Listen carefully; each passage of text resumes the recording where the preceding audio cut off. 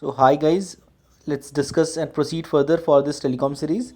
The syllabus is transmission, reception, modulation and types, amplitude modulation, frequency and phase modulation. So let's have it.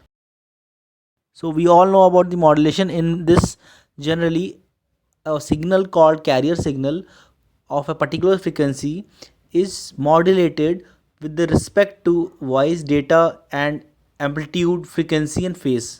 So basically message signal which is you going to transmit is called baseband signal, which is low frequency signal, and different services are called application use different frequencies.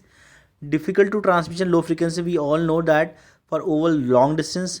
Because of that we use high frequency. If you are going to use the low frequency, then we have to increase the size of the antenna, and that is a physical disadvantage. Because of that we do modulation. So that modulation enables frequency shift of baseband signal to the higher carrier frequency signal. AM is amplitude modulation. We all know that the carrier frequency changes or carrier signals is changes with respect to amplitude of the signal, and we get the modulated output. And we can see this figure. First is baseband signal, your message signal. Second one is carrier. Third one is modulated signal. So mathematical representation, we can see that EM for message signal, EM sin omega t, carrier is EC sin omega ct, and when we are producing AM signal, we are getting EC plus EM sin omega t into sin omega ct, and again further breaking we will get this. And if we break in the frequency terms, we will get frequency FC first component and FC plus FM upper sideband, LSB FC minus FM. So in this way AM is generally represented. We all are very much aware of this AM in our previous college background, engineering background.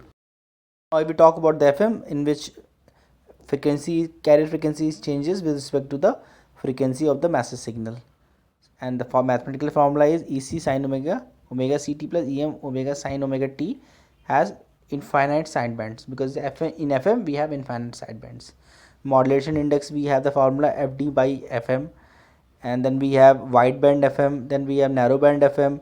So these are the already we have know this thing. We just I'm giving you a quick recap so that if before proceeding to the further telecom domain, you must be get revised and get to know this thing. You know that in case of PM, it is just similar to FM.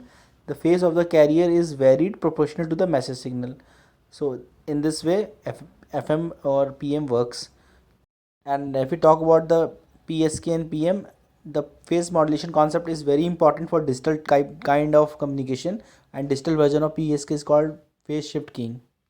This diagram shows how the FM is going to be created and how the message signal is going to modulate the carrier, and how we are getting EFM, that is frequency modulated signal, at the output.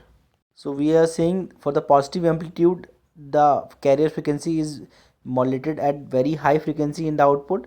For lower amplitude, as the amplitude of the message signal decreases, it again the frequency of at the output of modulated signal is also very less. So in short, we can say that for the positive amplitude or a good amplitude, the frequency is very high. For very low amplitude or low energy, the frequency is very low in the output.